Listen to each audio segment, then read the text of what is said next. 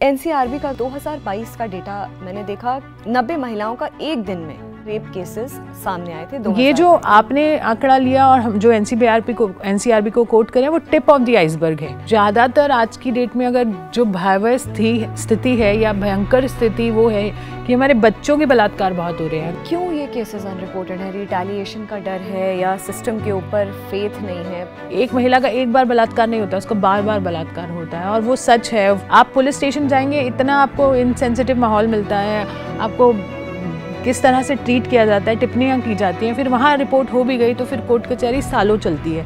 ऐसा कोई केस कि आप रूह कांप गई हो या आपको लगा हो कि अभी तक इस केस में न्याय नहीं मिला? 2 महीना पहले राजस्थान के गांव में एक मूक बधिर बच्ची का, जो ना बोल सकती है ना सुन सकती है, उसका बलात्कार होता है और वो अस्पताल में भर्ती की जाती है।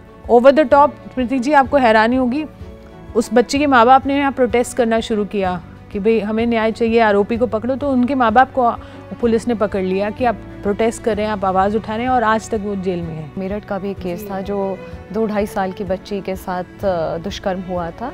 पूरा जो मैटर अभी तक पकड़ा नहीं गया आरोपी। 3 दिन बाद उनके पिताजी का फ़ोन आया और वो जब उस साइट पर ऐसे ही गए, तब तक बच्ची के कपड़े वपड़े जो वहाँ पे फॉरेंसिक होनी चाहिए थी वो हुई नहीं थी। हम कितनी भी बात कर लें, हमने निर्भया पे बहुत चिल्लाया और हमने बहुत प्रोटेस्ट किया और बहुत हमने सुरक्षा की मांग की। कहाँ है सुरक्षा? आज भी दिल्ली में पिछले 40 दिन में हमारी टीम के पास 6 बच्चियों के बलात्कार और हत्या के केसेस हैं हमारे पास। निर्भया से अभी तक क्या चेंजेस आए हैं? कुछ चेंजेस आए हैं कि नहीं आए हैं? नमस्कार, जागरण मंथन में आप सभी का स्वागत है। मैं हूं स्मृति रस्तोगी। हमेशा की तरह आज भी हम एक बर्निंग इशू पर बात करने के लिए आपके सामने हैं, और ये जो बर्निंग इशू है इसके लिए जो हम गेस्ट आज हमने बुलाया, थंबनेल आपने चेक ही कर लिया होगा, योगिता भयाना है हमारे साथ। इंट्रोडक्शन की कोई ज़रूरत नहीं है। एंटी रेप एक्टिविस्ट के साथ साथ she is a member of advisory committee of NCW। बहुत सालों से डट कर ज़मीन पर ये काम कर रही हैं। बहुत सारे ऐसे केसेस हैं जिन पर टाइम एंड अगेन अगर बात होती रहेगी, इनका नाम ज़रूर आएगा। योगिता, आपका बहुत बहुत स्वागत है। थैंक यू स्मृति जी। आपके साथ बहुत सारे केसेस में हमने साथ में भी early days in my career also मैंने आपके साथ काम किया, और निर्भया का ऐसा केस था जिसमें मुझे आपको जानने का मौका मिला। योगिता, अब तब से आज अभी तक बहुत अंतर आ चुका है। You have become very active and a big name when it comes to rape, crimes against women, पशुओं के साथ कुछ भी ऐसा दुर्व्यवहार होता है तो you are the first person people try to contact you. कुछ डेटा से शुरुआत करूँगी इस इंटरव्यू का। एनसीआरबी का अगर डेटा मैंने देखा, चेक किया, तो 2022 का डेटा मैंने देखा कि 90 महिलाओं का एक दिन में लगभग अमूमन इतना रेप केसेस सामने आए थे 2022 के। आई एम श्योर ये डेटा और भी ज़्यादा होगा क्योंकि काफ़ी केसेस अनरिपोर्टेड जाते हैं। जैसा आप हमारी बात भी होती है, आप टाइम एंड अगेन इस चीज़ को आपने बोला भी है कि कई ऐसे केसेस होते हैं जो आए ही नहीं है सामने, नहीं तो ये और स्टार्टलिंग और भी ज़्यादा चौंका देने वाले ये आंकड़े हो सकते हैं। अभी आपके पास कोई डेटा है 2023 का? कुछ आंकड़े हैं आपके पास? देखिए, अगर आपने एनसीआरबी को कोट किया और हम लोग सब उसी पे डिपेंड करते हैं और हम उसी को अपना बेस मानते हैं, बट अगर आप एनसीआरबी के भी डाटा को जाए तो ये रिपोर्टेड केसेस हैं जैसे कि आपने अभी भी बताया, और अगर हम एवरेज निकालें तो आपने 90 की मुझे बताई औसतन, और इसमें हम सिर्फ महिलाओं की बात करें। हम ज़्यादातर आज की डेट में अगर जो भयावह स्थिति है या भयंकर स्थिति वो है कि हमारे बच्चों के बलात्कार बहुत हो रहे हैं। अगर हम सुरक्षा की बात करें तो वो आंकड़ा तो अभी कहीं है ही नहीं, पॉक्सो केसेस का हमने बात ही नहीं करी। दूसरा, लगभग नहीं तो कम से कम ज़्यादा से मतलब कम से कम नहीं तो 1 लाख से ऊपर रिपोर्टेड केसेस होंगे अगर आप 23 की बात करें। अब मुझे नहीं मालूम है एनसीआरबी ने कैसा उसको रिप्रेजेंट किया है। 1 लाख से ऊपर एक दिन की आप बात करें? नहीं, मैं पूरा 1 साल का एवरेज बता रही हूँ। तो और ये रिपोर्टेड केसेस लगभग क्रॉस किए होंगे क्योंकि जहाँ तक मैंने 23 का डेटा पढ़ा। बट अगर आप जैसे कि आपने भी बोला कि अनरिपोर्टेड केसेस जो होते हैं और जो पॉक्सो केसेस हैं इसमें कवर्ड नहीं है, और जो बहुत सारी और भी सुरक्षा रिलेटेड धाराएं हैं, अब तो नया एक कानून हमारा मतलब उसका नया रूप और रेखा आ गई है, तो उसके तहत अगर हम देखें तो ये जो आपने आंकड़ा लिया और हम जो एनसीआरबी को कोट करें वो टिप ऑफ द आइसबर्ग है। हम बार बार ये बात बोल रहे हैं, और जो पेपर पे आ गया वही केस नहीं है। तो हमें तो दूसरी तरफ भी देखना है कि जो महिलाएं नहीं बोल पा रही हैं, ज़्यादा तो स्थिति वो है कि जो बात ही नहीं रख पा रही हैं, जो पुलिस स्टेशन तक पहुंची ही नहीं है, तो हम उन लोगों का हमारा रिड्रेसल का मेन है ना कि वो कैसे सुरक्षित हों, कि जिन्होंने अपनी बात ही नहीं की वो उनको पहले तो लाएं कैसे सरफेस पे कि वो अपनी रिपोर्टिंग करें। क्यों ये केसेस अनरिपोर्टेड है? रिटेलिएशन का डर है, या सिस्टम के ऊपर फेथ नहीं है, इन्वेस्टिगेशन के ऊपर फेथ नहीं है, या एक स्टिग्मा अभी भी है कि लोग हमारे लिए धारणाएं बना लेंगे, सालों साल तक एक टैबू बन जाएगा? क्या रीज़न है? आपके सवाल में ये सारे आंसर्स हैं। आपने जो ये बोला ना, ये सारे रीज़न है, पर सबसे ज़्यादा जो मुझे लगता है रिपोर्टिंग ना करने का एक सबसे मेन पहला रीज़न ये होता है कि आपको घर से ही सपोर्ट नहीं मिलता, और आपको एक कॉन्फिडेंस जो मिलना चाहिए कि हाँ मैंने ये रिपोर्ट करना है और ये मेरी गलती नहीं है। क्योंकि जब भी महिलाएं ऐसी कुछ घटनाओं से गुजरती हैं या सफ़र करती हैं, चाहे बलात्कार जैसा जघन्य अपराध भी उनके साथ होता है, तो वो उसको अपनी गलती मानती हैं। क्योंकि आप देखते हैं या तो वर्किंग वुमेन है बाहर, और चार दीवारी में भी अगर होता है तो एक ऐसा हमने माहौल बना रखा है कि हर बार हम महिला को ही कटघरे में खड़ा करते हैं। तो पहली बात जो एक कंडीशनिंग शुरू से उनकी हुई होती है, तो वो बोलने में झिझकती हैं, बताने में झिझकती हैं, और बता भी दिया तो एक दीवार आपने हटाई, दूसरी में आप परिवार और सोसाइटी उन्हें डिस्करेज करती है, तीसरा सिस्टम बहुत डिस्करेज करता है। आप किसी तरह से ये दो दीवारें लांग कर तीसरी तक पहुंच भी गए, जहाँ ये सिस्टम की बात है वहाँ सिस्टम आपको पूरी तरह से फेल करता है, पूरी तरह से। आप पुलिस स्टेशन जाएंगे, इतना आपको इनसेंसिटिव माहौल मिलता है, आपको किस तरह से ट्रीट किया जाता है, टिप्पणियाँ की जाती हैं, फिर वहाँ रिपोर्ट हो भी गई तो फिर कोर्ट कचहरी सालों चलती है। तो फिर it is like repeated rape, जो हम और आप उसको डिस्कस करते भी आए हैं। एक महिला का एक बार बलात्कार नहीं होता, उसका बार बार बलात्कार होता है, और वो सच है, चाहे वो फिल्मी उससे आया हो बैकग्राउंड से, दामिनी में उसने बोला, बट बात सच है, वो फिल्म भी किसी सच पे ही आधारित थी। योगिता, आपके साथ कई बार मेरी बात हुई, कई बार ऐसी चर्चाएं हुई, हमने अलग अलग केसेस के बारे में भी आपने मुझे टाइम एंड अगेन इन्फॉर्म किया, क्योंकि मैं जर्नलिज्म में हूँ। आपने कई बार ऐसी ब्रेकिंग न्यूज़ भी मुझे दी हैं कि स्मृति ये एक बहुत इंपॉर्टेंट खबर है, अगर आप चाहो तो मीडिया में इसको कवर कर लीजिए, हाईलाइट करवा दीजिए। और वो वाकई में दिल दहला देने वाली कई ऐसी घटनाएँ हुई हैं जिनके बारे में आपने टाइम एंड अगेन, हमारी चर्चा होती रही, आपने मुझे बताती रही हैं कि ये चीज़ ऐसे। शुरुआत में हमने साथ में काम करने का भी प्रयास किया था। आपके करियर में अभी तक, क्योंकि आपने बोला इंसेंसिटिविटी, और आपने बोला बार बार एक रेप होता है, बलात्कार होता है एक महिला का, ऐसे माहौल में, ऐसा माहौल है, ऐसा कोई केस जो आपको लगता हो कि वाकई में, क्योंकि अब तो कई साल हो गए हैं, यू आर वेरी एक्टिव, कि आप रूह कांप गई हो या आपको लगा हो कि अभी तक इस केस में न्याय नहीं मिला है? हालांकि बहुत सारे ऐसे केसेस हैं, न्याय की मैं बात ना करूं क्योंकि बहुत पेंडिंग केसेस है, लेकिन क्या कहेंगे आप? बहुत सारे हैं स्मृति, फिर भी मैं कुछ की तो देखिए, कुछ हम तक पहुंचते हैं। मैं बार बार यही बोलती हूँ, जब मुझे सब बोलते हैं कि आप बलात्कार के मुद्दे पर बहुत अच्छा काम कर रही हैं, तो मैं बोलती हूँ नहीं, मैं नहीं कर पा रही हूँ, क्योंकि इतने सारे केसेस हो रहे हैं। जैसे कि आंकड़ा का आइडिया मैंने आपको दिया, कितने हम तक पहुँचते हैं। हम छोटी सी संस्था हैं, हम लोग कोशिश कर रहे हैं, हम लोग के वॉलंटियर्स हैं, कोशिश ये कर रहे हैं कि हम हर बलात्कार पीड़िता तक पहुँचें, और साथ के साथ बलात्कार ना हो उस पर भी हम लगातार एडवोकेसी और सरकारों से जूझते आ रहे हैं। तो जो हम पर आते हैं वो इतने माइन्यूट होते हैं, 1% केसेस भी हम पर नहीं आते हैं, और उसमें भी परसेंटेज ऑफ जिसको जस्टिस मिलता है वो बहुत ही कम है, मतलब वो भी 1% है 1% में। तो वैसे तो कन्विक्शन रेट एज पर सरकारी आंकड़ा 27% है, बट ऑनेस्टली वो जो पूरी जर्नी है वो अपने आप में इनजस्टिस है। जो न्याय लेने की जो पूरी जर्नी है वो सालों सालों की, जो फास्ट ट्रैक की आप और हमने तो ये लड़ाई लड़ी है। जब फास्ट ट्रैक का अनाउंसमेंट हुआ, वो फास्ट ट्रैक अभी भी फास्ट ट्रैक नहीं है। मेरे पास तो 8-8 मतलब निर्भया के बाद से तो डेडिकेटेड हमने इस मुद्दे पे ही काम किया। तो आप देखिए ना, वो जो केसेस तब भी कचहरी में थे, वो आज भी कचहरी में, चाहे वो लोअर कोर्ट से अपर कोर्ट में चले गए हो या सुप्रीम कोर्ट में पेंडिंग हो। अन्याय तो मैं इसलिए बोलती हूँ, अपने आप में वो एक अन्याय है। और रही बात कि कन्विक्शन होता है कि नहीं, आरोपी को सज़ा होती है कि नहीं होती है, वो भी बहुत सारी एक इशू हम देख रहे हैं कि एक्विटल्स हो रहे हैं। रीज़न क्या है, हमारे जो एविडेंस कलेक्शन की जो समस्या है ना, वो बहुत ज़्यादा है। तो आप देखिए, एक जज जो है वो एक फ़ाइल पे अपना न्याय देगा और बयानों पर जो पेपर उनके सामने रखे जाएंगे टेबल पर, वो उसको पढ़ते हैं, क्योंकि दैट्स हाउ उनको बताया जाता है, ट्रेनिंग है उनको, और उनको उसी को पढ़ के साथ में मैच करना होता है विक्टिम स्टेटमेंट्स और एक्यूज़ की। तो वो जो पूरा रिप्रेजेंटेशन है जो इंक्वायरी ऑफिसर है उसके ऊपर बेस करता है, चार्जशीट भी वही फाइल करता है। वो जो इंक्वायरी ऑफिसर है, इंस्पेक्टर लेवल, उनकी क्या ट्रेनिंग है मैं कैसे बताऊं आपको। नेशनल चैनल पे इतना, मतलब उनको पता ही नहीं कैसे एविडेंस कलेक्ट करना है, कैसे रिप्रेजेंटेशन करना है।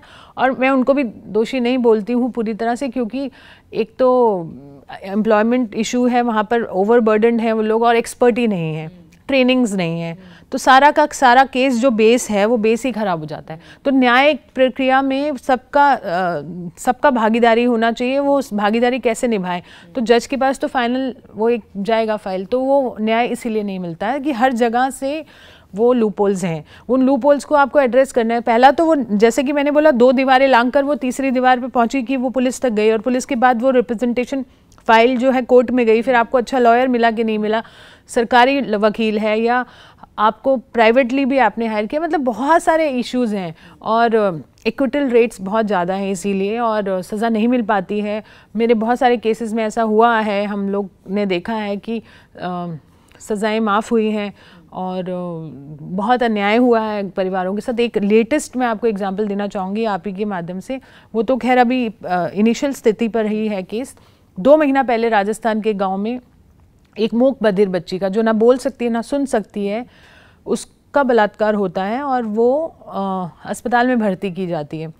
क्योंकि वो मूक बधिर है इसलिए उसको फ़ोटो द्वारा पहचानना था, क्योंकि वो बोल नहीं पाती है। तो उसको काफ़ी सारी तस्वीरें दिखाई गई अस्पताल में। पहला तो उसका इलाज में गड़बड़ हुई, उसको अच्छी तरह से बचाया जा सकता था। उसके बर्न्स जो थे वो बिलो द नेवल थे, तो वो आराम से बच सकती थी। उनको जला दिया गया उनका बलात्कार करके। उनको जब भर्ती किया गया उस बच्ची को, 9 साल की बच्ची को जयपुर में, तो उनको 10 दिन थे उनके पास, उनकी स्टेटमेंट नहीं ली गई। 10 दिन स्टेटमेंट नहीं ली गई उस बच्ची की। जो 164 का बयान होता है वो लिया ही नहीं गया, और वो उनका इलाज भी अच्छा नहीं हुआ और तड़प तड़प के वो बच्ची मर गई। बट उन्होंने जाते जाते एक जो तस्वीर पहचानी बहुत सारी तस्वीरों में से, जिसमें उन्होंने अपने बलात्कारी को पहचाना। अब 2 महीने होने को आए, आज तक वो बलात्कारी पकड़ा नहीं गया और वो बच्ची नहीं रही। आप कैसे न्याय मांगेंगे, वो अब कैसे उसका बयान होगा, कैसे सब कुछ होगा। और on over the top Preeti ji, आपको हैरानी होगी, उस बच्ची के माँ बाप ने यहाँ प्रोटेस्ट करना शुरू किया कि भाई हमें न्याय चाहिए, आरोपी को पकड़ो। तो उनके माँ बाप को पुलिस ने पकड़ लिया कि आप प्रोटेस्ट कर रहे हैं, आप आवाज़ उठा रहे हैं, और आज तक वो जेल में है। उसके माँ बाप, बच्ची के माँ बाप, उन पे कुछ दूसरे केसेस डाल दिए गए। तो ये मैं बोलती हूँ कि परिस्थिति बहुत गंभीर है। और न्याय कैसे मांगेगा कोई गरीब आदमी? वो 2 गायें पालते थे, उनके पास पैसे नहीं है। तो एक आपको सामाजिक परिप्रेक्ष्य भी समझना पड़ेगा हमारे देश का, कि बहुत ही दयनीय स्थिति है। गरीबी भी एक रीज़न है कि न्याय नहीं मिलता है। आप एक गरीब इंसान से कैसे एक्सपेक्ट करोगे कि वो अपनी न्याय की लड़ाई लड़ेगा?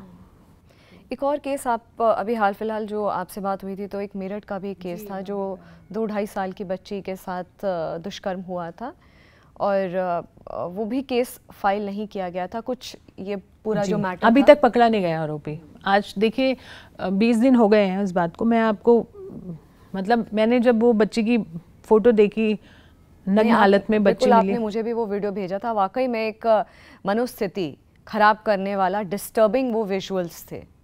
जिस तरह से उनके फादर चिल्ला रहे थे, बच्ची की डेड बॉडी थी, मिट्टी से लथपथ पड़ी हुई थी, वो वाकई में किसी का भी दिल दहल जाएगा उसको देख करके। 3 दिन बाद उनके पिताजी का फ़ोन आया कि वो उस मौके पर हैं जहाँ पर बच्ची का शव बरामद हुआ था 3 दिन पहले। उन्होंने बच्ची का अंतिम संस्कार, जो भी बोलते हैं उनको, उनके यहाँ होता है, उन्होंने किया, अंतिम क्रिया की। और वो जब उस साइड पर ऐसे ही गए, तब तक बच्ची के कपड़े वपड़े जो वहाँ पे फॉरेंसिक होनी चाहिए थी वो हुई नहीं थी, पड़े वहाँ पर सब कुछ पड़ा था। पुलिस ने तब तक एविडेंस तक कलेक्ट नहीं किया था। अब आप बताइए उसमें क्या ही वो आरोपी को पकड़ेंगे, क्या ही वो उसे सज़ा दिलाएंगे। किसी को पकड़ भी लिया रैंडमली तो वो क्या मैच करेंगे, क्योंकि बारिश हो रही है, डीएनए में कुछ मिलेगा नहीं, बच्ची को अंतिम क्रिया हो गया, तो आप कैसे सोच सकते हैं इस देश में न्याय मिलेगा। और उन्होंने तो बताया कि मेरी किसी से लड़ाई हुई थी, उसने धमकी दी थी, तो उसके बावजूद भी उस इंसान को उन्होंने पकड़ा नहीं है। हम कैसे, एक तो पहली बात तो हुआ क्यों 2-2.5 साल की बच्ची का बलात्कार हो जाए किसी देश में, तो शर्म की बात है। और ऐसे केस तो हमारे पास रोज़ आते हैं। आपको मालूम है दिल्ली में हम कितनी भी बात कर लें, हमने निर्भया पे बहुत चिल्लाया और हमने बहुत प्रोटेस्ट किया और बहुत हमने सुरक्षा की मांग की, कहाँ है सुरक्षा? आज भी दिल्ली में पिछले 40 दिन में हमारी टीम के पास, हमारे पास, जो कि मैंने आपको बताया 1% केसेस हम पर आते हैं, 6 बच्चियों के बलात्कार और हत्या, बच्चियों के, छोटी बच्चियों के बलात्कार जो 8 साल से छोटी हैं, कि बच्चियों के बलात्कार और हत्या के केसेस हैं हमारे पास आए। आप सोच सकते हैं कितनी स्थिति खराब है कि हमारी जो कैपिटल है हमारे देश की, और उसका ये हाल है। जो रिपोर्टेड केसेस जो हम तक आए, जिनको हमारे वॉलंटियर्स ने खोज के निकाला, नहीं तो ये वहीं दब जाते हैं। बच्चों की बॉडीज़ लगातार मिलती हैं, बच्चों की, इसमें इंक्लूडिंग बॉयज़ भी हैं, तो हम तक आते ही नहीं हैं। और सोचिए हम तक आते तो हम आवाज़ उठा पाते भी हैं, तो हम न्याय नहीं दिला पाते हैं। मतलब ज़रूरी नहीं है कि न्याय मिले। तो अगर आप पूरी चीज़ को एक तरह से देखें तो बहुत भयंकर स्थिति है। मैं ये बात रखने भी वाली थी, आपसे सवाल भी करने वाली थी कि निर्भया को अब ऑलमोस्ट 12 साल हो जाएंगे। ऐसे में अभी प्रेजेंट सिचुएशन क्या है? निर्भया से अभी तक क्या चेंजेस आए हैं? कुछ चेंजेस आए हैं कि नहीं आए हैं सिचुएशन में? देखिए, थोड़ी बहुत चर्चाएं शुरू हुई, हम लोग भी तभी काम पे लगे। हाँ, और हमने भी लगा कि इस चीज़ को, स्थिति को गंभीरता से लेना चाहिए और काम करना चाहिए। तो काफ़ी सारी संस्थाएं बनी, सरकारों में भी काफ़ी ये बदलाव आया कि थोड़ा बहुत इस चीज़ को उन्होंने गंभीरता से लिया। पेपर पे बदलाव आए, थोड़े बहुत कानून, जैसा कि फास्ट ट्रैक कोर्ट का शुरुआत हुई और बहुत सारी चीज़ों का आगाज़ हुआ। 1 स्टॉप क्राइसिस सेंटर और ये सब बोलने में अच्छी लगती हैं और ये चीज़ें चाहिए थी हमें, पर आज भी अगर उनकी स्थिति जाके देखिए, आप किसी भी सरकारी हॉस्पिटल में 1 स्टॉप क्राइसिस सेंटर में आप जाके देखिए कि क्या हाल है, क्या वो प्रोटोकॉल फॉलो कर रहे हैं। पुलिस ट्रेनिंग सबसे इंपॉर्टेंट है, वो आज तक नहीं हुई। जेंडर सेंसिटाइजेशन की बात हम करते आए हैं। बहुत सारी चीज़ें जो बदलनी थी वो मेरे ख्याल से 10 से 15% तक चीज़ें बदली होंगी अगर परसेंटेज में बात की जाए। तो मुझे लगता है अभी बहुत काम होना बाकी है, बहुत स्लो पेस से हुआ है। मुझे नहीं लगता कोई बदलाव हुआ। नहीं तो ये जो मैंने आपको बताया, दिल्ली में निर्भया जैसे ही 6 बच्चों को मार दिया गया, क्या ये होता? तो क्या कह सकते हैं कि बदलाव अच्छे के लिए हुआ है या बिल्कुल ही ख़राब हो गए हालात।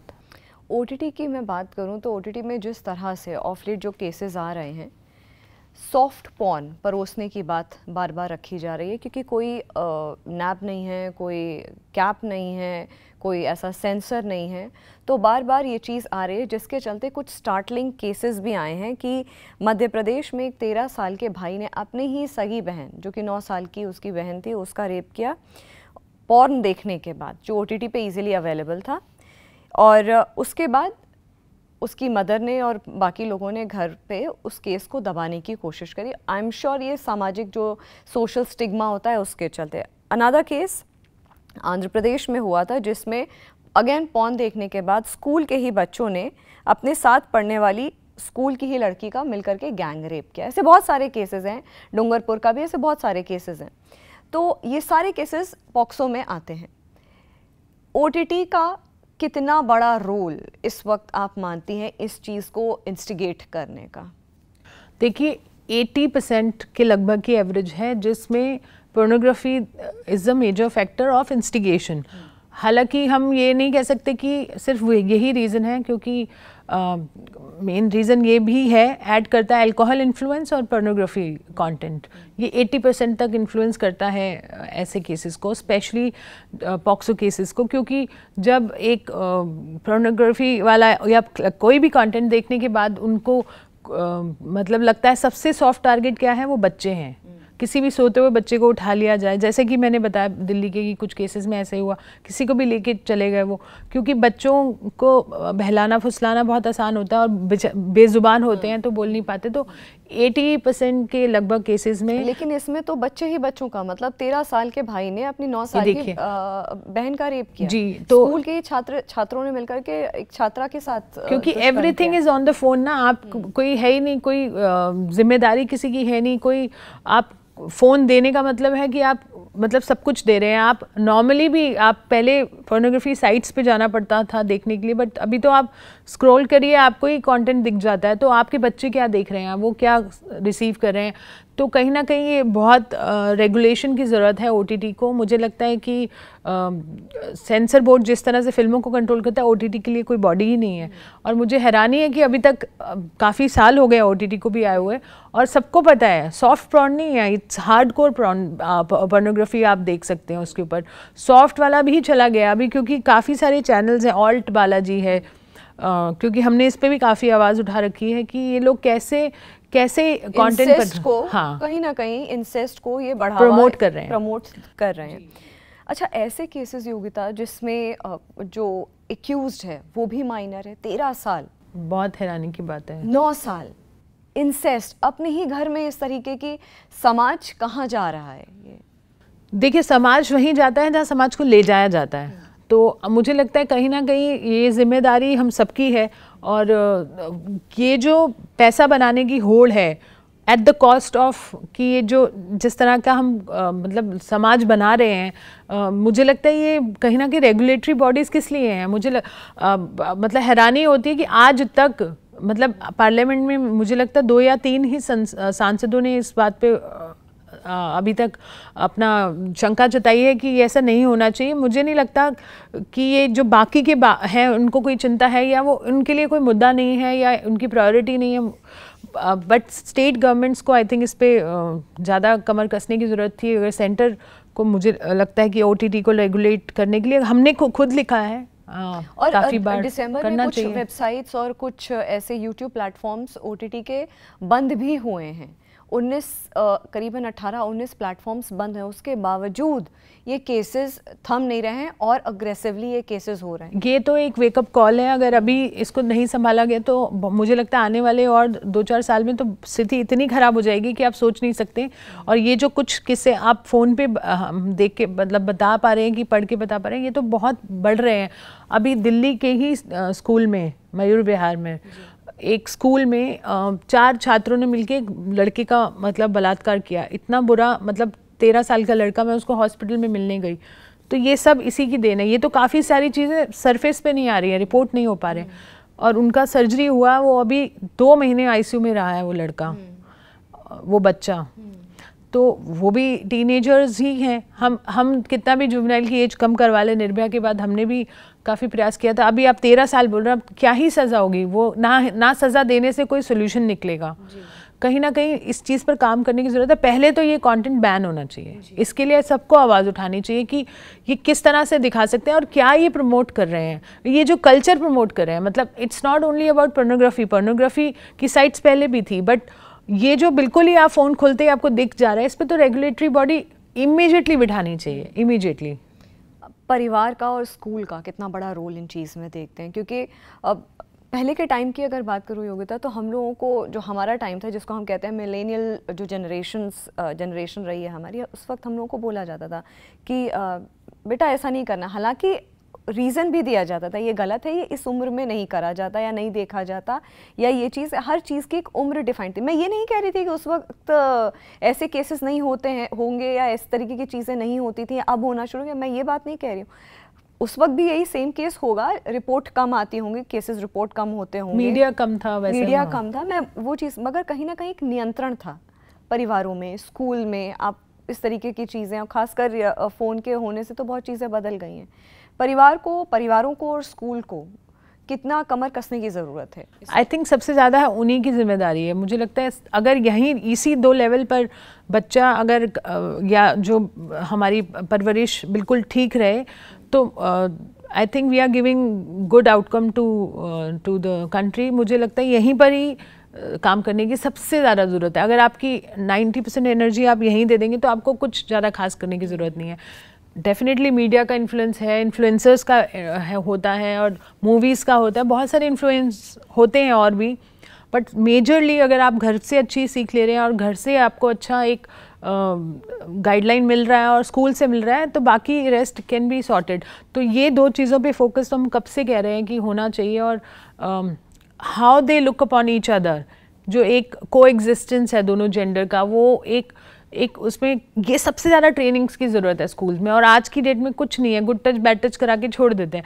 मतलब एक फॉर्मेलिटी सा ट्रेनिंग चल रहा है स्कूल्स में भी। कोई अगर आप बोलें डीप रूटेड कुछ ऐसा प्रोग्राम चल रहा हो, नहीं चल रहा, क्योंकि गवर्नमेंट भी इंटरेस्टेड नहीं है, स्कूल्स को तो पैसा कमाना है। Every institution has become money making. तो स्कूल्स में भी आपको देखिए, वो पहले जब आप हमारे समय और आप अपनी बात कर रहे थे, टीचर्स टाइम देते थे, दे यूज टू बी गुरुज, तभी वो गुरु बोले जाते थे। शिक्षिका को बहुत बड़ा एक ओहदा था। आज की डेट में वो नहीं रहा है, और एक क्लासरूम में इतने सारे बच्चे आप भर देते हैं और कमर्शियलाइज करते हैं उसको, सिर्फ और सिर्फ मनी मेकिंग। तो जब तक वो 1-to-1 कनेक्ट शिक्षिका के साथ नहीं होगा, पेरेंट्स भी वर्किंग हैं, दैट इज़ ओके। वो तो अब माहौल ऐसा है कि you have to kind of earn money, वो भी एक समझ में आता है। But at the same time मुझे लगता है कि ये जो ये बॉन्ड है, जो ये पहले जैसा नहीं रहा है। तो वहाँ पे भी, क्योंकि पहले हम जॉइंट फैमिलीज़ में रहते थे, तो उसमें अगर माँ बाप नहीं हैं तो चाचा चाची, घर में दादा दादी, बहुत सारे लोग होते थे जो आपको कहीं ना कहीं गाइड करते थे टाइम टू टाइम। वो गाइडेंस भी चली गई। तो स्कूल पे हम पूरी तरह से निर्भर हैं, और स्कूल्स में भी कोई हमें हैंड होल्डिंग नहीं कर रहा है। और ऊपर से हम बॉलीवुड मूवीज़ देख रहे हैं या कुछ और देख रहे हैं, और वो third is OTT and all these things. तो वहाँ से हमें क्या मिल रहा है? वहाँ से हमें ये गंदगी मिल रही है। तो कहीं ना कहीं बच्चों को भी हम दोष नहीं दे सकते हैं। हमें लगता है कि हमने उनके लिए जो रास्ता बिछाया है वो गलत है, और मुझे लगता है इसमें हम सबकी जिम्मेदारी है। जब ये पॉक्सो एक्ट आया था तो कहीं ना कहीं ये उम्मीद थी कि बहुत कुछ चीज़ें चेंज हो जाएंगी, क्योंकि बहुत स्ट्रिंजेंट इसके पैरामीटर्स हैं पॉक्सो के। अब कितना ठोस देखती हैं आप, या कहाँ पे और काम करने की ज़रूरत है? देखिए, पॉक्सो अपने आप में एक बहुत अच्छा और पुख्ता लॉ है, उसमें कुछ चेंजेस की ज़रूरत नहीं है। और स्पेशली आफ्टर दैट जो 2018 के बाद ऑर्डिनेंस आया, उसके बाद तो बहुत अच्छा प्रावधान है, फांसी का प्रावधान है सीधा सीधा। तो लॉ अपने आप में बहुत अच्छा है। उसकी इम्प्लीमेंटेशन, जैसे कि मैंने बोला कि जब तक वो जज के पास वो पुख्ता फैक्ट्स पहुँचेंगे ही नहीं, तो वो भी क्या कर सकते हैं। वहाँ अभी भी समस्या है, जैसा कि मैंने बोला कि जो प्रोसीजर्स, इम्प्लीमेंटेशंस, वहाँ पे एविडेंस कलेक्शन, ये यहाँ से सारी चीज़ें ख़राब हो जाती हैं, तो अल्टीमेटली उसका रिजल्ट नहीं आ रहा है, नहीं आ पा रहा है। क्योंकि तो एक और जो मेरे जहन में बात आई है कि जो रेप के जो केसेस हैं, बढ़े तो हैं, बच्चों की भी अनरिपोर्ट जो हम लगातार बात करें, लेकिन इसके साथ साथ बहुत अग्रेसिव केसेस, अग्रेशन बहुत है रेप केसेस में, ब्रूटैलिटी बहुत है। और इसके साथ साथ मतलब गैंग रेप के केसेस, पहले इतना ज़्यादा गैंग रेप के केसेस होते नहीं थे।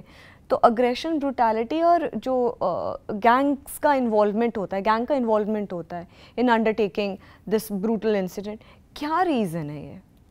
आई थिंक यही जो हम देख रहे हैं, एक बार हम सुनते हैं निर्भया के साथ ऐसा, उसके बाद एक ट्रेंड सा चल पड़ा, हमने फिर ये, सॉरी टू से, मतलब बोलने के लिए भी अच्छा नहीं लगता है कि रॉड्स वाले इंसिडेंट्स और कभी कुछ किस तरह की ब्रूटैलिटी, वो सेम पैटर्न में हुआ। क्योंकि एक तरह से हम रोक तो पा नहीं रहे हैं, और वो उसके लिए एक लैंडमार्क बन जाता है कि ये ब्रूटैलिटी हुई, और अपनी मर्दानगी दिखाने के लिए, और उन्हें लगता है बदला लेने के लिए। आप सोच सकते हैं कि एक ही उनको लगता है कि जितनी ब्रूटैलिटी, बर्बरता की जाएगी, उतना उनको वो हाई मिलेगा। तो ये एक तरह से हमारा जो परिप्रेक्ष्य है, जो महिलाओं को एक वस्तु की तरह समझता है, और जो भी उनके आसपास जितने भी एलिमेंट्स हैं जिनकी हमने अभी चर्चा की, वो सब उसको एग्रीवेट करते हैं। बट सबसे ज़्यादा मुझे लगता है अभी सबसे ज़्यादा जो इस चीज़ को बढ़ावा दे रहा है, ये हमारे कंटेंट हैं जो हम देख पा रहे हैं। तो मुझे एक चीज़ के लिए मैं उसको दोष नहीं दूंगी, बट है बहुत सारी चीज़ें हैं जिनको एड्रेस करने की ज़रूरत है। ब्रूटैलिटी इतनी बढ़ गई है, आप सोचिए छोटी छोटी बच्चियों के साथ इतनी बर्बरता कर रहे हैं, और हमारे पास तो रोज़ ऐसे केसेस आते हैं। तो मेंटल इशू क्या सोसाइटी में बहुत ज़्यादा हो गया है, क्योंकि एक स्टेट ऑफ मेंटल डिसऑर्डर भी इसको कहा जा सकता है, या कहा जा रहा है कि एक मेंटली अनस्टेबल है। और क्या रीज़न है, क्योंकि ये बहुत लॉन्ग चेन है, ये एक ही जगह से नहीं शुरू होते, कई इसके रीजंस हैं। क्योंकि अचानक से आदमी एक इंसान इतना ज़्यादा ब्रूटल हो रहा है, हैवान जो आप बोल रही हैं। मुझे लगता है मेंटल डिसऑर्डर बोल के एक बहुत सॉफ्ट शब्द दे देंगे हम उसको, क्योंकि मेंटल हेल्थ इश्यूज आज की डेट में हम सबको हैं। और क्योंकि जिस तरह का एडवांसमेंट हुआ है और जिस तरह के माहौल में हम रह रहे हैं, जिस तरह का खाना हम खा रहे हैं, पानी हम पी रहे हैं, वो एक, और जिस तरह के इमोशनल ट्रॉमा से लोग गुजर रहे हैं, अकेलेपन से गुजर रहे हैं, तो मेंटल हेल्थ इश्यूज सभी को हैं। पर उसकी आड़ में अगर आप इतनी बर्बरता करते हैं तो आप हैवान ही हैं। तो मुझे लगता है कि वो, क्योंकि वो लोग को एग्जिस्ट करते हैं हमारे साथ स्मृति जी, वो हमें नहीं पता चलेगा, वो हमारे आसपास, मतलब हम लोग बाहर हैं। जैसे जिन्होंने एक बच्ची जो निर्भया थी, उत्तराखंड की निर्भया, जिसके लिए हमने 10 साल लड़ी कोर्ट में, वो एक्विटल हो गए सुप्रीम कोर्ट से। बट उन्होंने किया था, वो कंफर्म था, इवन कोर्ट को पता था, बट एविडेंस कुछ नहीं मिले थे जिसके कारण उनको बरी कर दिया गया। वो नेक्स्ट डे घुल मिल गए, वो बाहर आए। अगर मैं पहचानती हूँ उन्हें, बट आप शायद मीडिया हूँ तो आप पहचान लेंगे, but now they are driving somebody's car, या वो कहीं नॉर्मल जॉब्स कर रहे हैं। तो उन्होंने इतनी बर्बरता करी थी, अभी वो स्टीम लाइन है, वो फिर से, मतलब आप कैसे आइडेंटिफाई करेंगे? They are behaving very normal, आप समझ रहे हो? तो नहीं पता चलता है, वो बर्बरता अंदर भरी है, वो कब बाहर फूट के निकलेगी वो नहीं पता है। तो वो उस चीज़ को हमें लगता है कि एज आई सेड कि वो बचपन से क्या उनको परोस रहे हैं, बचपन से उनको क्या फूड मिल रहा है, कहीं ना कहीं वो वर्क करने की ज़रूरत है एज अ चाइल्ड। जब तक आपने उस चाइल्ड पे इन्वेस्ट नहीं किया, वो बड़े हो के वो बर्बरता क्या निकले। अभी तो 13 साल 14 साल और कट हो गई उम्र वो बर्बरता करने की। तो मुझे लगता है कहीं ना कहीं उस बच्चे को एड्रेस करने की ज़रूरत है जो बड़ा हो रहा है, और उसको अगर वहीं पर ही हमने कुछ अच्छा कंटेंट दिया, अच्छी चीज़ें बताई, अच्छे संस्कार वाला तो एक बहुत बड़ा पैमाना है, कहीं उसको एक पर्टिकुलर ग्रुप उस तरह से ना ले ले, बट वो वाले संस्कार नहीं। मैं मतलब नॉर्मली एक how to be a good human being, एक सीड डालना ज़रूरी है, जो पहले हमारे गुरुकुल टाइम पर हुआ करता था। तभी उनको भेजा जाता था, एक अच्छी शिक्षा मिलती थी, उनको सब कुछ सिखाया जाता था, लाइफ स्किल सिखाए जाते थे, औजारों से लेकर तीरंदाजी तक सब कुछ चलाना सिखाया जाता था, और अच्छा इंसान बनाने की पूरी कोशिश होती थी। वो सिस्टम अभी हमारा मिसिंग है। मुझे लगता है जहाँ अकेलापन आ रहा है और बर्बरता बढ़ती जा रही है, लोगों के अंदर भर रही है, और वो किसकी कब निकल के आएगी बाहर वो नहीं पता। अच्छा, ये भी है योगिता कि कोई ऐसा ये नहीं है कि इस स्ट्राटा के लोगों के साथ ये हो रहा है, या इस स्ट्राटा के, ये समाज के जितने भी स्ट्राटाज हैं, ज़रूरी नहीं है कि एक इकोनॉमिकली वीकर सेक्शन में हो रहा हो, ये एक अपर मिडिल क्लास में भी हो रहा है। पर नहीं, ये वनरेबिलिटी फैक्टर जो है वो थोड़ा अंडर प्रिविलेज और गरीबों में ज़्यादा है, क्योंकि हो तो रहा है मिडिल क्लास में भी, पर एक अपॉर्चुनिटी की बात करते हैं ये, इसीलिए मैं उसको मेंटल हेल्थ का इशू नहीं बोलूँगी। दे पोटेंशियल रेपिस्ट, वो बहुत स्मार्ट हैं, उन्हें पता है कि ये मिडिल क्लास घर का बच्चा जो है, ये सीधा स्कूल में ड्राइवर लेके गया और घर में गया, तो वो अपॉर्चुनिटी उसके पास नहीं है पकड़ने की। तो वो एक मजदूरी करने वाले के बच्चे को पकड़ता है, जो रेडी चलाता है या रिक्शा चलाता है, और जिसका बच्चा बाहर है, खेल रहा है, माँ बाप मजदूरी कर रहे हैं। तो वो जिसको न्याय मिलने में समय लग सकता है, या ना भी मिले न्याय तो शायद ना भी मिले वही जी। बट वो जो आप कह रहे हैं कि हो रहा है, बट वनरेबल ज़्यादा तबका गरीब है, क्योंकि गरीबी जो है वनरेबिलिटी लेके आती है, गलेबिलिटी लेकर आती है। आप बहुत सालों से काम करें, आपकी अपनी संस्थान भी है परी फाउंडेशन, जिसके अंतर्गत ये केसेस को आप लेकर के टाइम एंड अगेन बहुत स्ट्रांगली आई हैं, आ रही हैं। क्या रोड मैप आप देखती हैं? मुझे तो लगता है रोड बहुत लंबी है, और रोड मैप भी बहुत प्रॉपर होना चाहिए, बहुत सारा काम होना चाहिए। आप जैसी कितनी योग्यताओं को अभी आना पड़ेगा, या क्या है आपका आगे का, कहाँ देख रही हैं आप? मुझे लगता है बहुत सारे लोगों को जागरूक होने की ज़रूरत है, और ये नहीं सोचने की ज़रूरत कि ये मेरा कॉज है या स्मृति जी का कॉज है कि वो आज इस पर चर्चा कर रही हैं। मुझे लगता है ये हर एक को सोचने की ज़रूरत है कि घर में हम सबके बेटियां हैं, बहनें हैं, बच्चे हैं, जिनकी सुरक्षा की हम बात कर रहे हैं। तो ये किसी का एक पर्सनल मिशन नहीं हो सकता, ये हम सबका मिशन होना चाहिए। देश की बेटी या पूरे विश्व में, मतलब मैं खाली अभी भारत की बात करूं क्योंकि यहाँ पर ज़्यादा अभी केसेस हो रहे हैं, तो हम सबको मिलके कलेक्टिवली काम करने की ज़रूरत है, और इसमें बहुत काम होगा, अकेले किसी से होगा नहीं, ये सबको मिलके। मैं सभी से आह्वान करती हूँ कि आप परी से जुड़िए। परी, हम लोग के पास ट्रेनिंग मैनुअल्स हैं, how to help a victim, it's very simple. उसका 20 पेजेस का हमने मैनुअल बनाया कि आप किस तरह से बलात्कार पीड़िताओं की मदद कर सकते हैं, और ना कि सिर्फ ये किस तरह से बलात्कार ना हो, इस पर बहुत सारे awareness programs, gender sensitization program, वो सब भी हम लगातार प्रमोट करते हैं। तो हम चाहते हैं कि सभी ये करें, अपने अपनी फील्ड में जब भी समय हो अपने आसपास के स्कूल्स में जाएं, मोहल्ले में जो नुक्कड़ पे वो गैंग खड़ा होता है उनसे बात करें, मतलब बॉयज़ से भी बात करें, बॉयज़ से बात करना बहुत ज़रूरी है। तो इस सब के लिए स्ट्रेंथ चाहिए, नंबर्स, वॉलंटियर्स, और वॉलंटियर्स भी मैं नहीं बोलूँगी, मैं चाहती हूँ सब जुड़ के काम करें। तो इसीलिए हमने चेंज मेकर एक प्रोग्राम बनाया, हम सब उसमें मिल के काम करते हैं और हमने अभी काफ़ी सारी स्टेट्स में इसको स्प्रेड किया और मैं चाहती हूँ और जो लोग जुड़ें, क्योंकि मुझे नहीं लगता कि सिर्फ मुझसे हो पाएगा, हम सबको मिलके करना पड़ेगा। हमें 12 साल तो लगभग इसी मुद्दे पे काम करते हुए हो गए और सरकारों को भी इसको सीरियसली लेने की ज़रूरत है। और थोड़ा देखिए, लॉ तो अच्छे बन गए हैं पर इम्प्लीमेंटेशन के लिए पुलिस ट्रेनिंग, जिस तरह से मैंने बोला, और उनको और रिसोर्सेज देने की ज़रूरत है और ज़्यादा से ज़्यादा काम करने की ज़रूरत है कि किस तरह से हम प्रिवेंशन पे काम करें, ऐसे केसेस ना हो, और हो जाए तो जल्दी सज़ा मिले और अच्छी सज़ा मिले, ताकि वो दोबारा, मतलब, और उसका एक मैसेज जाए। मैं यही पूछना चाहती थी कि क्या डेटरेंट, किस चीज़ से डरे इंसान, क्योंकि वो जो मौत का डर है, जो क्या कहते हैं फांसी का डर है, पॉक्सो इतना स्ट्रॉन्ग एक अपने आप में बहुत शक्तिशाली एक एस्पेक्ट था, उसको भी काउंटर कर रहे हैं ऐसे लोग, बहुत आराम से काउंटर हो रहा है वो, क्योंकि इन्हें पता ही नहीं कि इसमें फांसी का प्रावधान है। देखिए, वो जो तबका जो ये काम कर रहा है, उनको शायद ये मैसेज गया ही नहीं है, ये फांसी का प्रावधान है, ये आपको और मुझे यहाँ बैठ के पता है, और शायद कुछ गिने चुने लोगों को पता होगा, आज तक ये लॉ ही नहीं पता किसी को।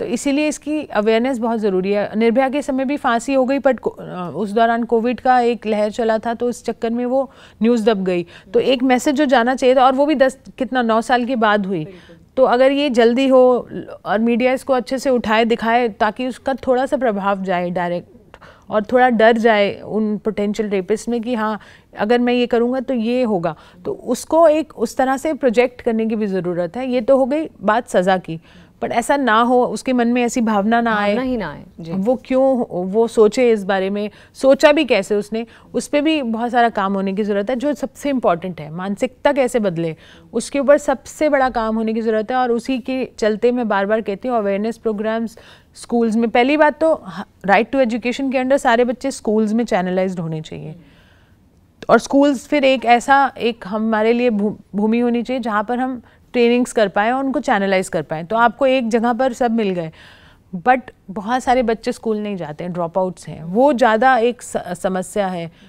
मतलब बहुत सारी चीज़ों को एड्रेस करना पड़ेगा, और मुझे लगता है हम सबको मिलके काम करना पड़ेगा। बिल्कुल योगिता, आपसे इस वादे के साथ, क्योंकि ये इंटरव्यू बहुत टाइम से पेंडिंग था, और मुझे अपने गेस्ट को, क्योंकि बहुत बिजी रहते हैं मेरे गेस्ट, उसके साथ साथ मुझे लगता है ये एक रिस्पॉन्सिबिलिटी भी है कि मीडिया में आकर के टाइम एंड अगेन अपनी बात रखना या हम चर्चा करें। तो अगेन आपसे मैं ये वादा लूँगी कि इसका हम पार्ट 2 भी बहुत जल्दी शूट करेंगे, क्योंकि बहुत सारी चीज़ें बाकी रह गई हैं डिस्कस करना, जो कि मुझे लगता है कि हमारे कमेंट सेक्शन में बहुत जल्दी ये लिख करके आएगा कि आपको दोबारा बुलाया जाए और आपसे दोबारा ये चर्चा हो। जी, थैंक यू सो मच। आपका भी शुक्रिया कि आपने हमें प्लेटफॉर्म दिया, क्योंकि ये बात सब तक जानी चाहिए। जैसा कि मैंने कहा, सबका मिशन होना चाहिए बेटियों की सुरक्षा। बिल्कुल, और ये बहुत बड़ा और बहुत अहम और ज्वलंत, जिसको मैं कहती हूँ बर्निंग इशू है। तो आगे भी इस पर चर्चा होती रहेगी। फिलहाल जागरण मंथन में इतना ही, मुझे दीजिए इजाज़त, नमस्कार।